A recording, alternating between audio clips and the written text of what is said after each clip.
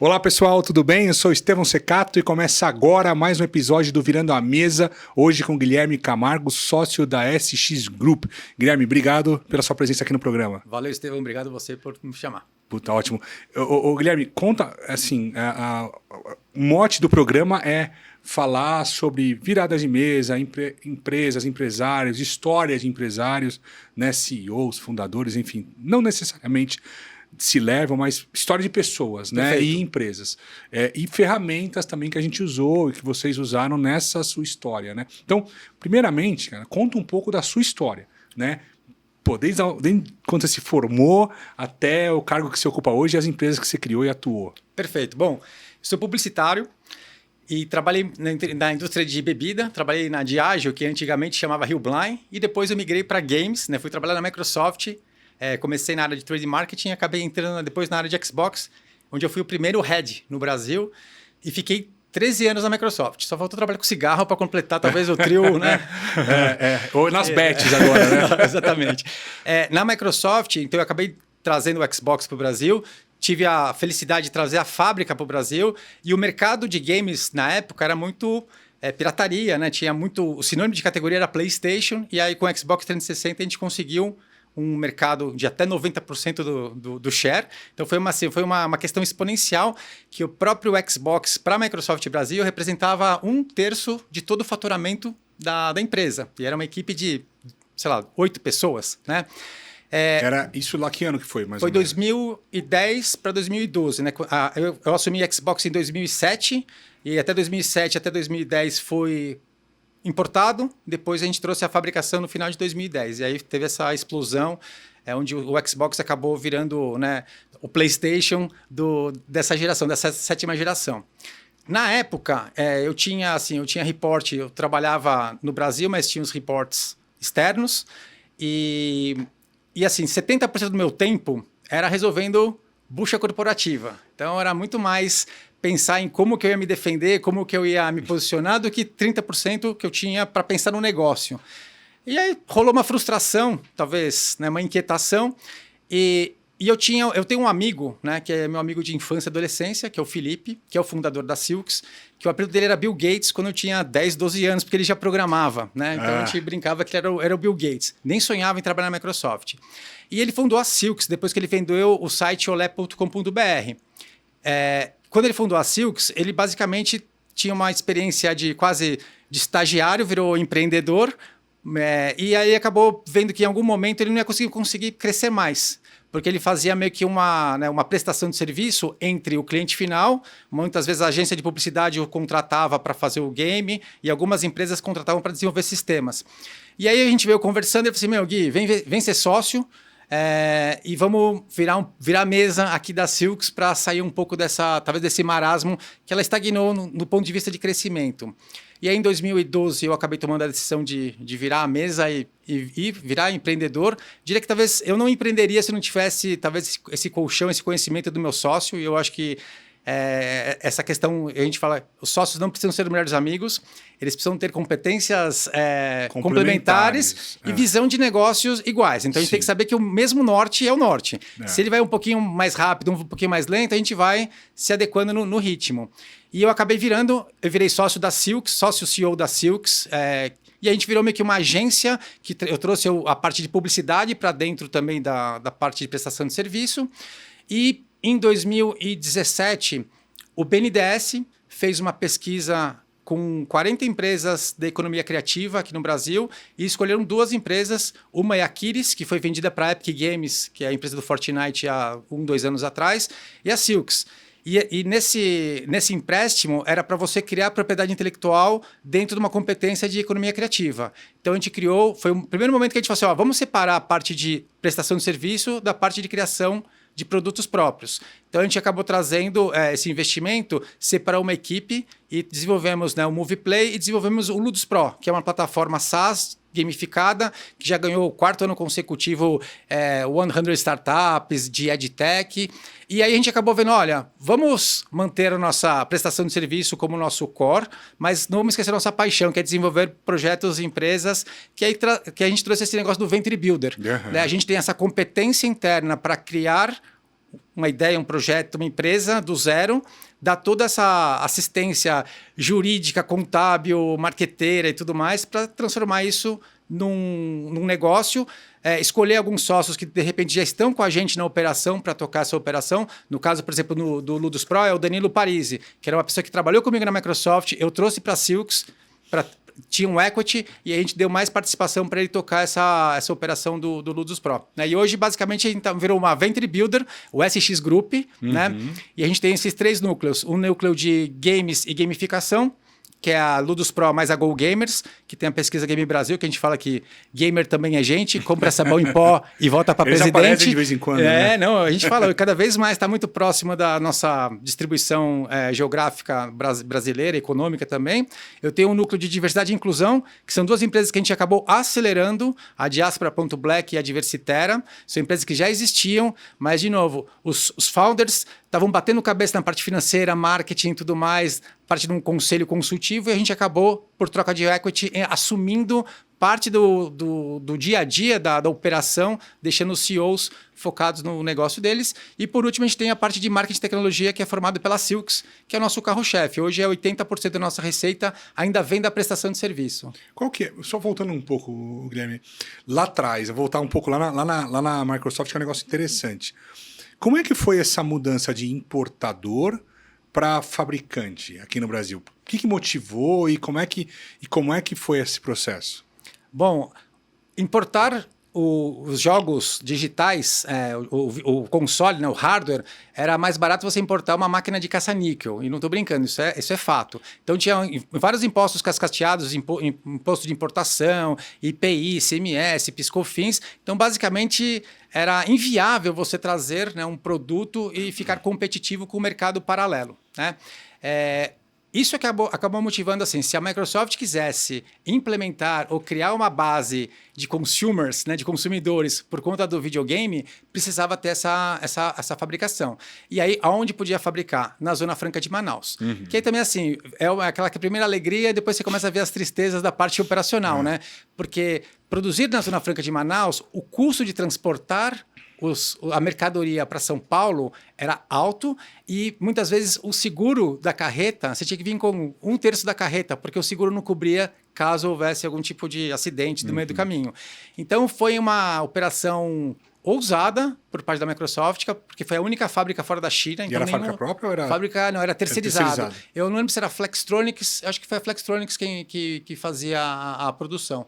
E acabou motivando também os concorrentes a virem, né? A PlayStation, que não tinha um representante legal, né, do ponto de vista, acabou até entrando no mercado com um pouco mais de energia, também começou a fabricar no Brasil. Então, acho que deu eu diria que foi uma segunda onda do mercado de games.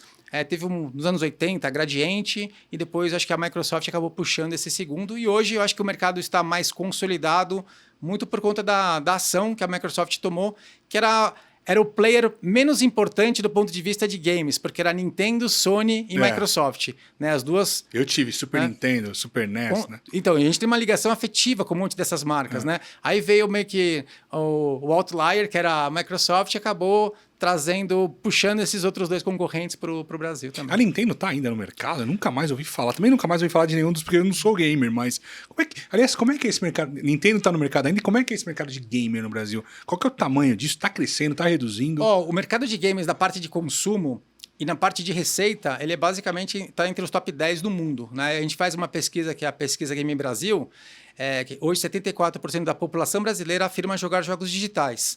E Candy Crush também é jogo, paciência no computador também é jogo.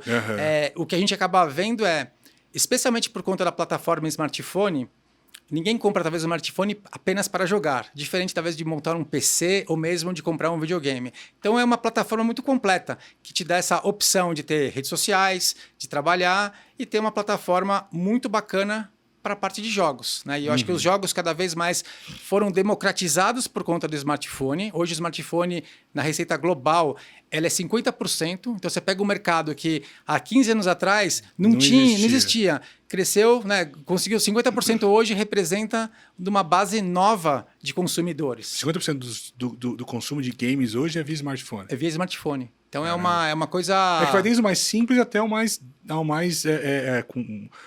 refinado, né? Começou como uma coisa muito mais casual, né? Uns jogos mais simples do ponto de vista de desenvolvimento. Cada vez mais os jogos estão indo para o que a gente chama de AAA, que são os jogos mais hollywoodianos, né? Então você pode ter um Call of Duty, já tem um Call of Duty mobile, né? Você começa a ver as grandes empresas também olhando o mercado mobile como uma oportunidade de fazer receita e não perder talvez esse público de entrada, público, né? E mesmo esses mais refinados, os jogos mais hollywoodianos, eles estão crescendo, as pessoas estão jogando mais. Tem campeonatos, né? Tem times. Tem um sócio meu, o irmão dele ele patrocinava um time. Ele investia num time, pagava para a molecada jogar, iam para os campeonatos, ganhavam, ele se remunerava.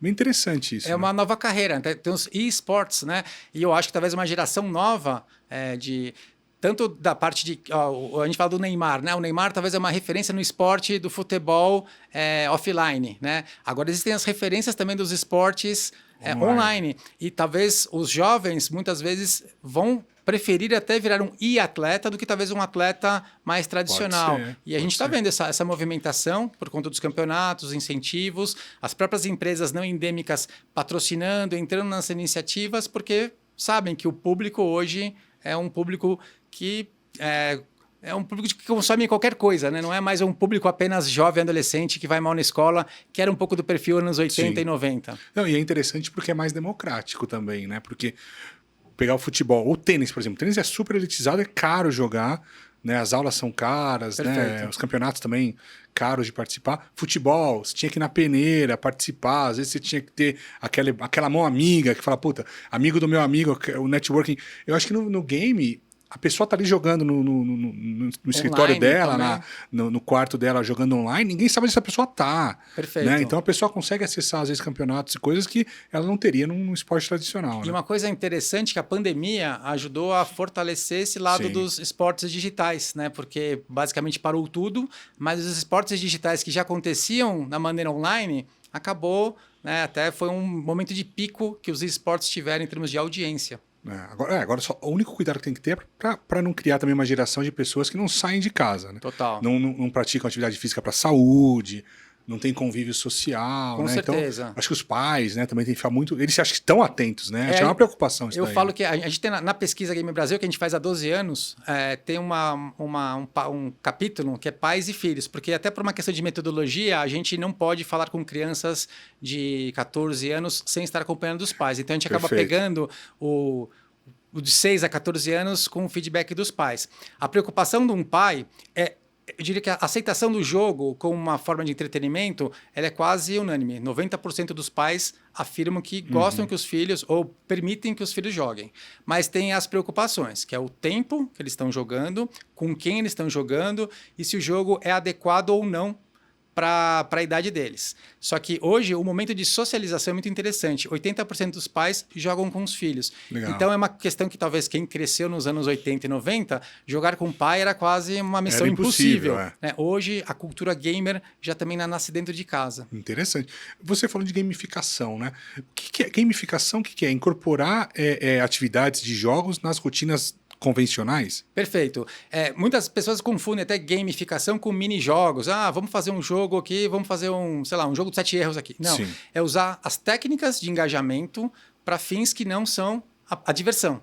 Então, a gente tem vários cases e vários projetos de gamificação que olha, vou fazer um onboarding, né, do Estevão na minha empresa. Então, eu posso fazer, Estevão, você lê esse PDF aí, depois a gente conversa. Ou você consegue criar meio que um ambiente que você pode ser, desde um ambiente mais lúdico, né? Você pode ir para uma nave espacial, olha, estou simulando aqui o andar da nossa empresa, a missão da nossa empresa, e para você talvez já virar um funcionário, você tem que passar por algumas etapas. Então, você faz as jornadas do conhecimento. Olha, você conhece a missão, você escutou a missão da empresa, você pode responder um quiz, ganha 2 estrelas e mais não sei quantas moedas, que depois você pode trocar pela mochila da própria empresa. Então, estou dando um exemplo bem simples, né? Mas isso é uma questão muito fácil, e aqui a gente está vendo que hoje, até por uma questão de retenção de funcionário, ou talvez fazer um onboarding até mais rápido, é uma tendência que as empresas estão adotando. Então, sabe que engraçado? Estou lembrando agora, você falando coisa que eu não lembrava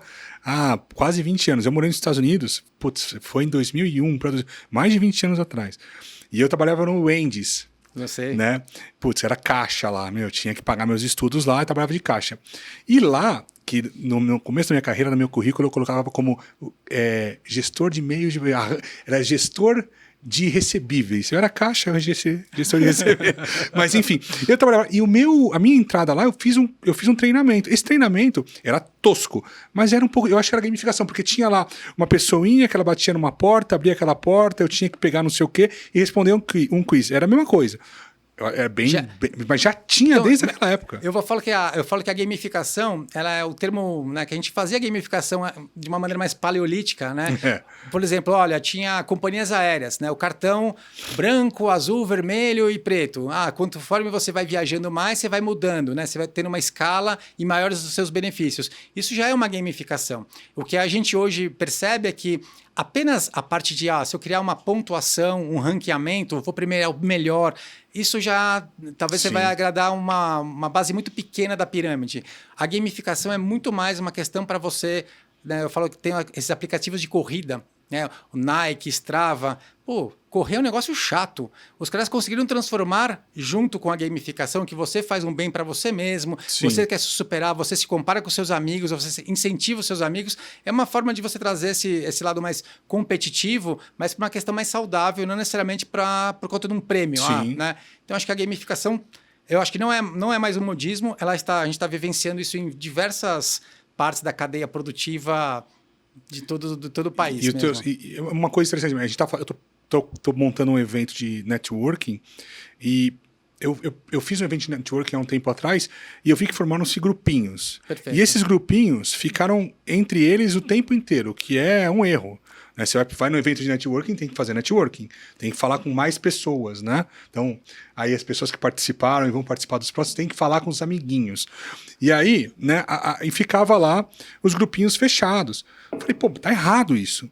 Então, eu pensei com a agência de marketing e tal, falei, vamos fazer algum tipo de gamificação para as pessoas rodarem entre si. Então, eu não sei como ainda, mas, a pessoa tem um pedacinho de papel, quem tiver mais papel no final do dia... Posso te ajudar? Claro. Especialista, expert, free advice aqui.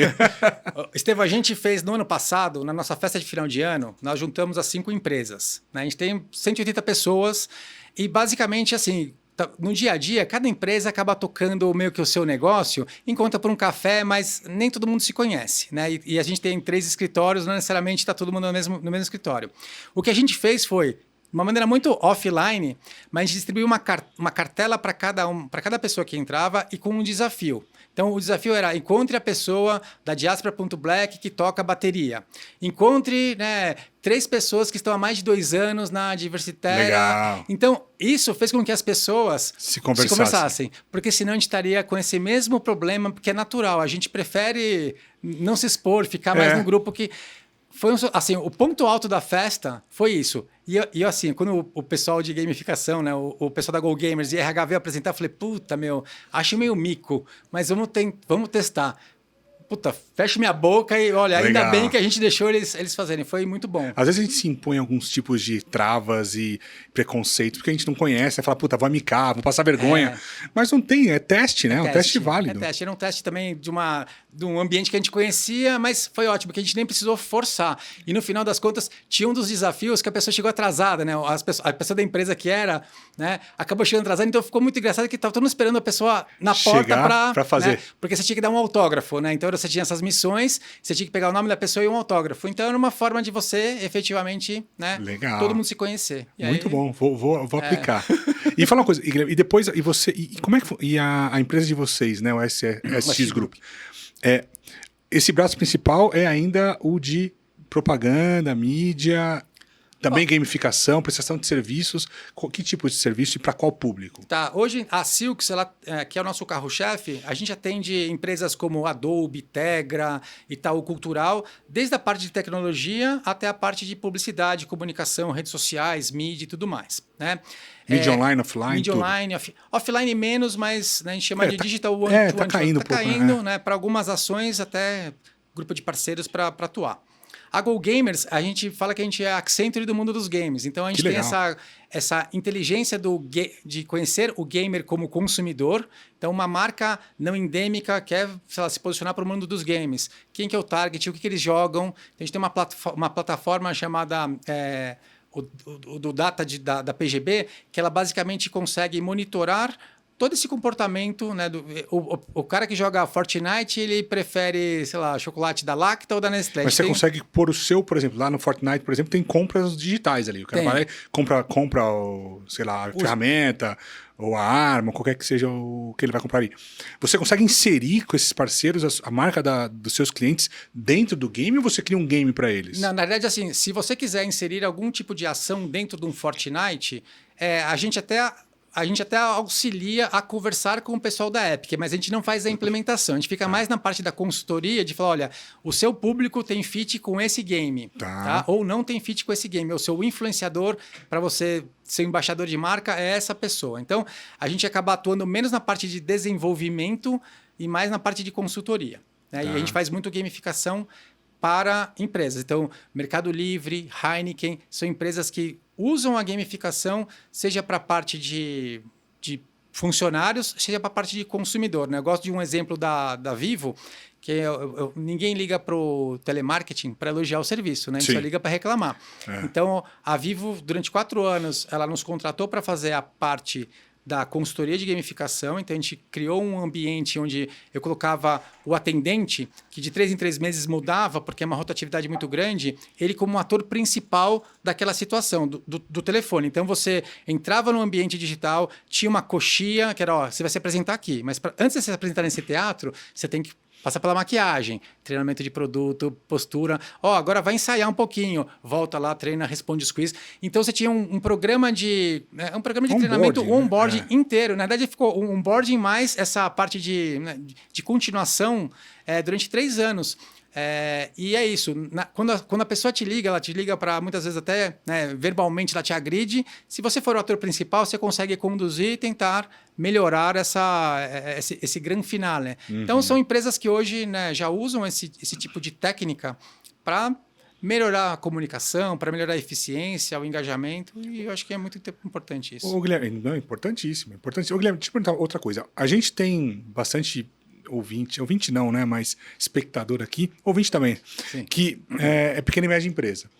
Como é que tem dicas assim? Como é que eu faço para tirar essa gamificação só do grande, do incumbente, né? De uma Claro, de uma Ambev, para pessoas de pequenas e médias empresas? Tem ações que eles podem fazer, coisas mais simples ou menos custosas? É muito caro implementar isso? Olha, a consultoria de gamificação ela pode ser uma consultoria de 60 mil a 300 mil reais, né? Hoje, eu acho que de alguma maneira a gente tem formas, sei lá, tem muita gente que já tem uma formação em game design, já sabe um pouco mais o que quer passar, aí você contrata uma plataforma. Então, a gente tem a Ludus Pro, que hoje por R$500 por mês você consegue botar 50 funcionários e justamente já gamificar algum tipo de ação. Então, legal. Tipo, gamificação do onboarding, white label, é o nosso Wix, da gamificação. Então, lá tem toda a parte de treinamento de, olha, você quer colocar uma carenagem de corrida espacial, o rally, já tem coisas pré-montadas,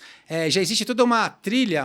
Primeiro você vai fazer o avatar. Você quer botar o avatar? Você precisa customizar alguma coisa do seu avatar, né? E é engraçado que para algumas empresas, elas até abrem mão de ter esse módulo do avatar, né? Mas é o que a gente vê que as pessoas investem mais tempo, delas querem se parecer com aquele ambiente digital, e todas essas técnicas de games. Você põe o seu conteúdo aqui, depois ele vai responder talvez um jogo de quebra-cabeça, tem 30 mecânicas de jogos para você justamente flexibilizar a parte do conteúdo mais chata, né? Versus um pouco dessa interação e interatividade. Para você passar para o módulo 2, você tem que completar o módulo 1. Então, 3 estrelas você respondeu 100% certo. Passa para o módulo 2. Então, a parte de plataforma, ela barateou muito, né? Então, se você tiver um pouco mais de conhecimento, você pode, ou você contrata uma consultoria para colocar.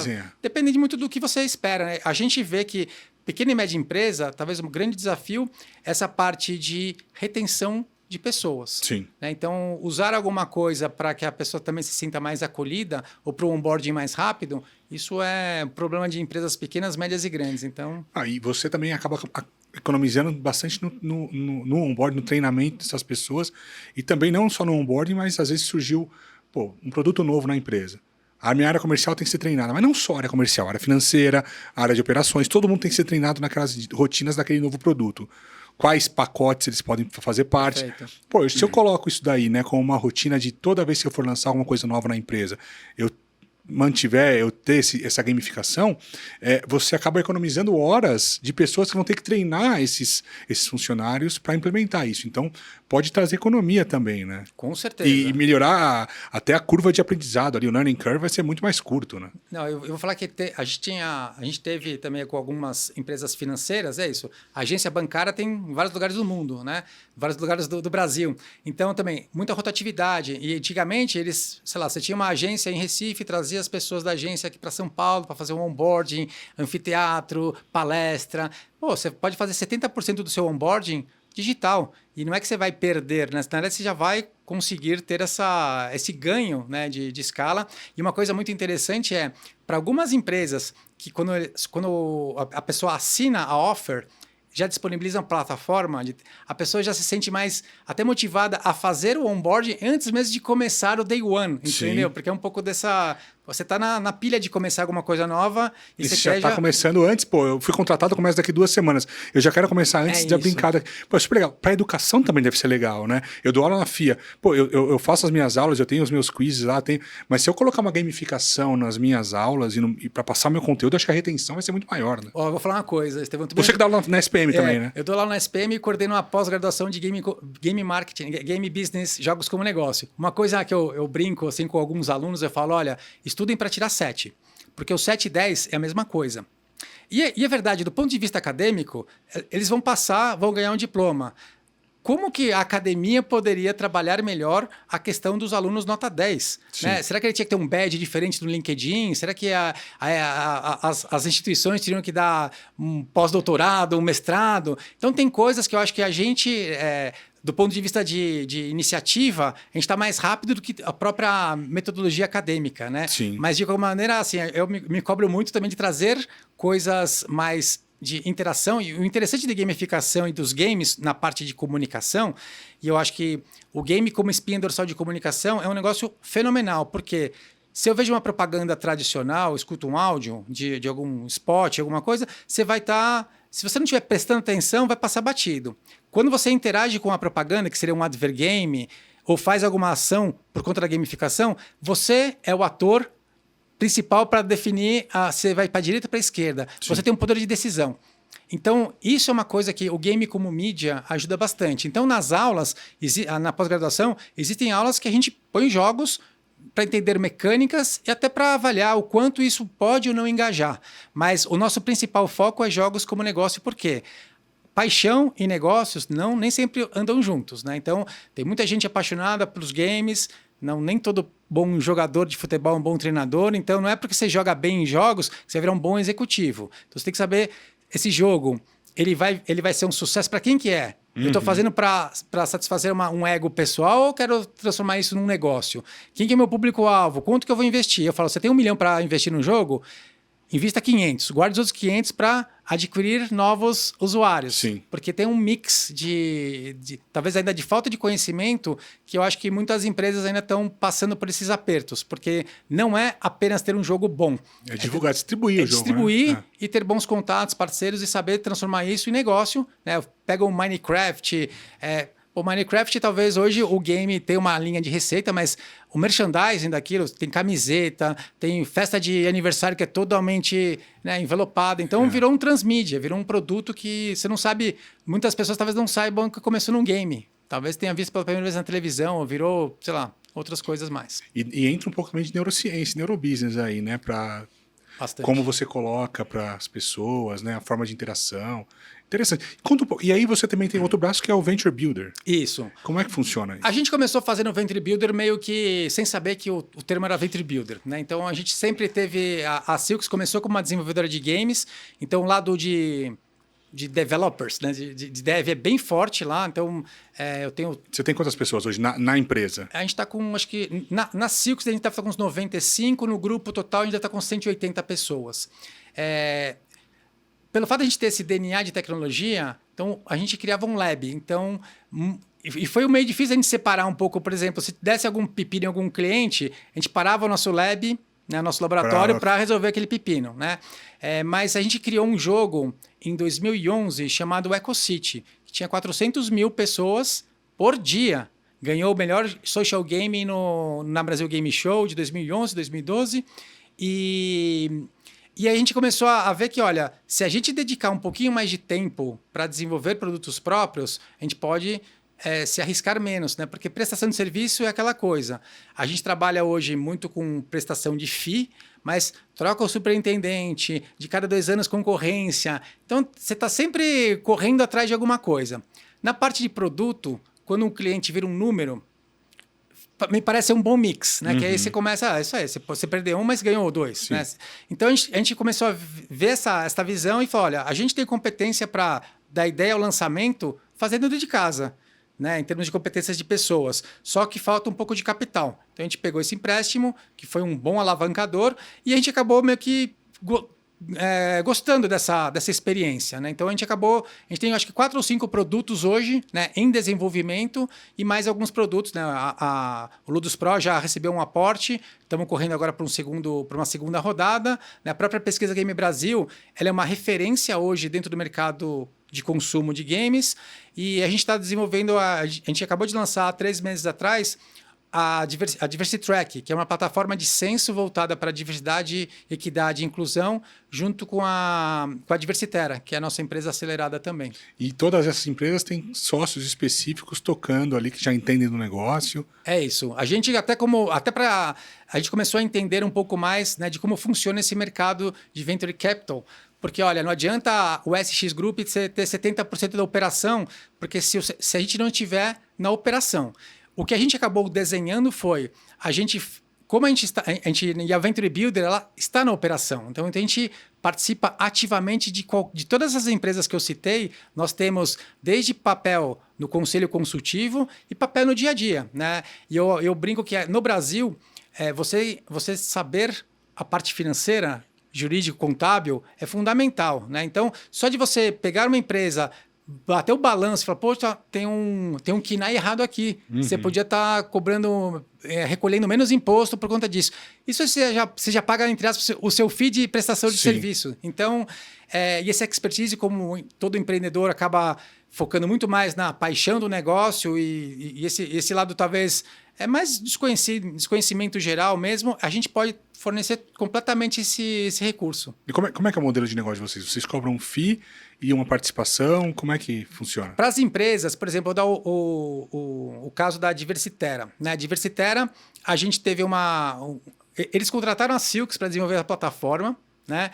Quando a gente viu a plataforma, a gente fez um teste nas empresas da X Group e falou, olha, vamos investir em vocês e troca de participação. Tá? Então, a gente colocou 1 milhão na empresa, pegamos 30% da empresa e fizemos um acordo que nos próximos 2 anos a gente vai reinvestir 100% do lucro do SX em melhorias de plataforma e melhorias dos serviços. Então, eles têm...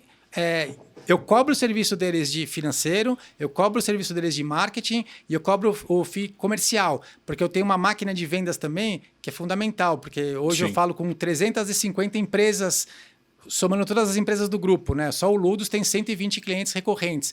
Então eu consigo fazer essa ginástica comercial de, esse lead aqui, vamos trabalhar com essa empresa, o Better Together, 2 empresas juntas do grupo. Então a gente consegue, tudo isso é remunerado, tem que estar no PNL, são PNLs completamente separados, mas a gente tem essa governança separada, decisão final do CEO mesmo, a gente apoia, mas eles têm essa interdependência desses serviços que talvez, se em algum momento eles forem comprados, se eles quiserem crescer, a gente internaliza as pessoas do nosso próprio time para a empresa deles e fecha por enquanto para uma nova rodada de investimento. Interessante. Sabe que eu trabalhei na Atento um tempo, fui head de M&A lá e passava bastante coisa na minha mão, né? Bastante empresa. Aliás, vou fazer só um parênteses aqui. Quando você falou que saiu da Microsoft ali e perdia 70% do seu tempo com burocracia, Quando eu trabalhei na Atento, eu vi situações esdrúxulas, assim, né?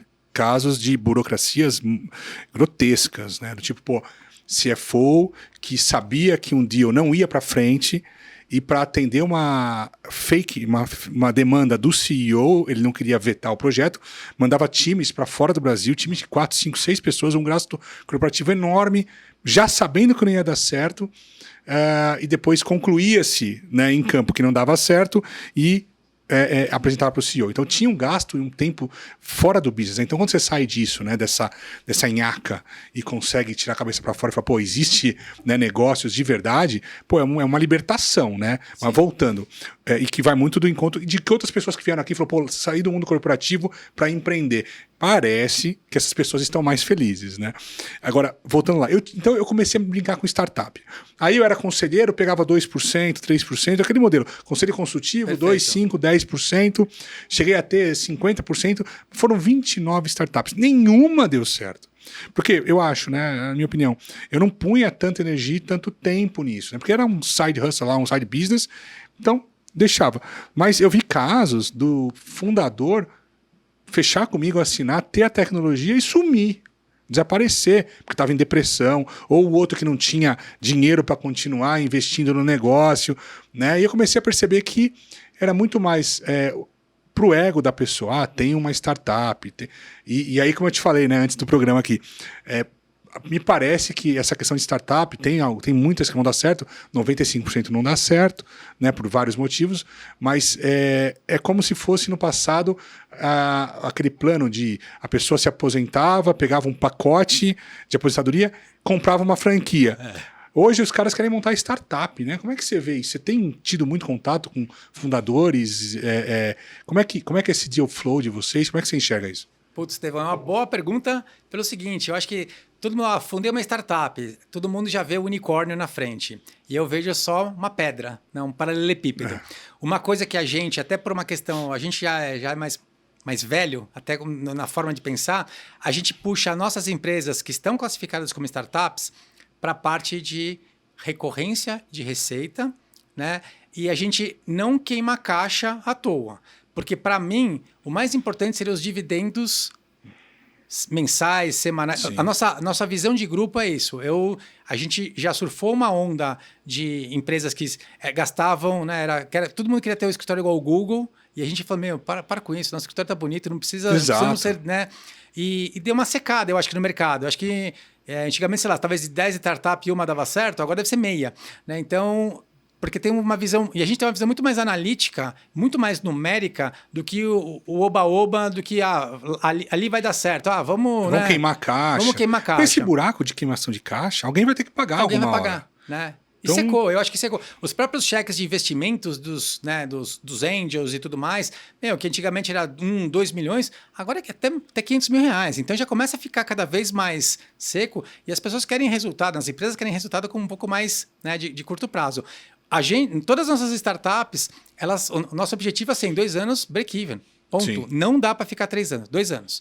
E aí a gente vai correr para né, para outra liga. Vocês querem mais investimento para a gente vender participação do nosso lado? Mas o meu modelo de negócio não, eu acho que eu não acredito mais em umas estilingadas de uma startup que, sei lá, tem 1 milhão, vai virar 20 milhões em 2 meses. Não existe isso mais, né? Agora é muito mais tijolo por tijolo e muito mais pé no chão. Porque era meio Ponzi, né, cara? Meio pirâmide, né? Putz, eu vou entrar, vou queimar um pouco de caixa aqui, vou ter um MVP, vou ter um PowerPoint, o próximo cara que vem com 1 milhão, tira os meus 500 mil que eu coloquei aqui, que na verdade não foram 500, foram 200 e o resto em trabalho, e aí alguém vai... Então, esse cheque que vem depois, isso só funciona se tem alguém pondo mais dinheiro.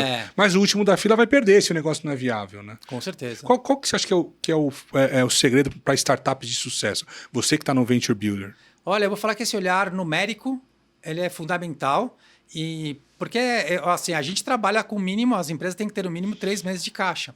Então a gente trabalha talvez uma metodologia um pouco mais old school, mesmo para as empresas que estão classificadas como startups. Porque a gente sabe que se por acaso vier uma crise, o produto, a empresa tem que parar em pé com o que tem, entendeu? Então a gente trabalha muito mais, uma versão até um pouco mais conservadora e muito menos oba-oba de que um investimento vai alavancar um outro investimento.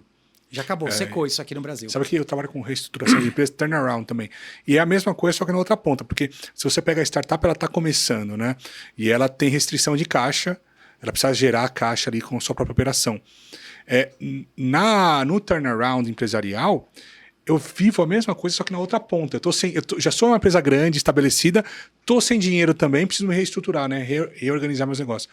Então, a visão de reestruturação um pouco de restrição de caixa, trabalhar com menos, fazer mais com menos, é bem legal também para aplicar em startups, né? Então, isso tem sido bem legal também. A gente tem um braço, né, das nossas empresas que trabalha só com startup também, mas M&A, valuation e tal. Mas a gente tenta passar para os fundadores essa visão, né? De, cara, não vai sair gastando, porque você não sabe se você... Porque o business plan aceita, né? E eu não vejo nenhum business plan sendo conservador. É sempre o cara vai escalar, vai ter o market share crescendo exponencialmente, né? A tecnologia, às vezes, que ele vai conseguir fazer em 2 meses, ele vai demorar 1 ano e meio para fazer. O papel aceita tudo, né? Pois é. E eu vejo que falta um pouco de educação nessas pessoas, porque, às vezes é o dinheiro que o cara juntou a vida inteira. Ele está queimando ali num sonho. Guilherme, quando eu trabalho nos meus clientes, é muito interessante, porque como o empreendedor ele tem a dificuldade ele tem, na verdade, intrínseco dele aquele otimismo, senão ele não faria negócio no Brasil, né? Só tem que ser maluco ou otimista. A hora que eu vejo que a empresa está indo para um cenário ruim, se eu chego para ele e mostro um novo negócio que deriva daquela empresa dele, então, se eu sei fazer mesa, eu só faço mesa, monta talvez um outro negócio que seja no seu expertise, que tenha a ver com mesa, mas um novo negócio. Muda a percepção, a chave muda. Ele fala, eu trabalho antigo, mas já tenho um novo sonho. Então essa é uma ferramenta de criação de novos sonhos nos empresários, né? Mas aí faz sentido, porque o cara já está ali. Com certeza. Ele já sabe fazer aquilo. É só um pouco de mudança de foco naquela pessoa, né? Aí não acho que não é um investimento tão agressivo, tão arriscado, né? Agora, o cara que não entende nada daquilo... E uma coisa que eu acho que a gente acabou aprendendo, e talvez até como que eu gostaria de ser reconhecido, talvez no futuro. O SX Group tem um pedigree de, olha, as empresas que passaram estão estruturadas para um M&A, sabe? Para alguma outra fase de avaliação. A gente tem uma metodologia que a empresa pode estar desde da ideia, né, até o fly, que é engatinhar, andar, toda a fase da gente, né, em termos de...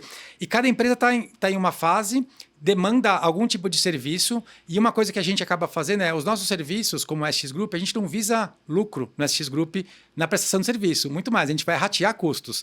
Então, muitas vezes, você contratar uma pessoa, um financeiro... você vai gastar muito mais do que talvez pagar um FII para a gente, porque o seu financeiro vai ser rateado, porque uma empresa com 10 pessoas talvez não precise de um financeiro full. Então, você consegue ratear em 2 empresas que precisam, né, de meio período cada. Então, acho que essas coisas me faz pensar que, diferente talvez do modelo de startup normal, e a gente não é uma aceleradora, nem um investidor apenas, a gente participa. Então, talvez a gente tenha que ter menos empresas com mais qualidade, um pouco mais de controle e talvez com melhores resultados por conta disso. O nome building, o builder, né? Você está construindo o negócio. É isso. Interessante, bem legal, hein, Guilherme? Para o nosso público aqui, mercado financeiro, pequenas e médias empresas, consultorias...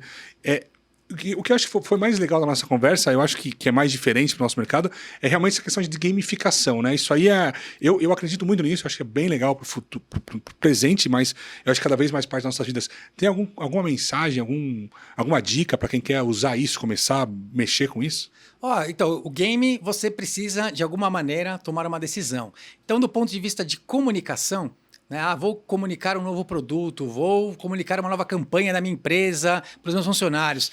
Tudo que tem interação gera mais engajamento, né? Mas para fazer um engajamento e uma interação de uma maneira correta, é importante ter pessoas que conheçam bastante desse mercado para justamente não frustrar nem quem contrata e nem quem participa, né? Mas eu vejo que a barreira do game como espinha dorsal de comunicação ela já vem caindo, então cada vez mais existem pessoas C-level que viveram os anos 80, 90 da parte de games, então já não tem mais esse paradigma. E eu acho que o game tem esse poder. Você é o decisor. Você vai para a direita, você vai para a esquerda, vai para, né, para que lado você quer ir. E eu acho que usar isso dentro de um ambiente não divertido, no lado corporativo, até jogos de empresa, né, para você talvez brincar com a questão do planejamento, o que pode, o que não pode, o que você deve fazer, né, porque é isso. Num jogo de futebol, você pode dar uma cotovelada no adversário. Você vai ser punido. Você vai ser punido. Isso é exatamente, você tem as regras. Você tem o campo, você delimita o seu espaço e cria as regras para criar um ambiente que você tem que fazer gol no seu adversário e tem que não tomar gol. Poxa, deixando claro, por que as pessoas, por que essa empresa quer ter o drive de crescimento, né? E como que ela vai chegar, se tem as regras, né? Se tem os benefícios, se você for o primeiro, o segundo, o terceiro, ou vai ser um prêmio coletivo, eu acho que você consegue amarrar tudo isso num storytelling interessante. Bem legal. Também para recrutamento e seleção, né? Eu já sei o cara que não vai respeitar a regra, vai meter o louco, vai morrer na fase 1, ou a pessoa que vai ser ali mais contida, talvez, e vai conseguir passar de fase, né? Com então, certeza. na seleção, você já consegue mapear até o perfil psicológico da pessoa, consegue, né? Não, consegue. Acho que o game tem isso também, né? E assim, tem um lado de... Você aprende muito jogando, né? Você aprende muito tomando decisões erradas dentro do jogo. Então, por que não talvez trazer esse aprendizado para o mundo real? Excelente, Guilherme. Obrigado pela sua presença aqui. Super aula de gamificação e outros temas. Obrigado, viu? Valeu, Estevão. Obrigado a você, espaço, e nos vemos em breve. Então, pessoal, muito obrigado e nos vemos no próximo episódio. Até breve.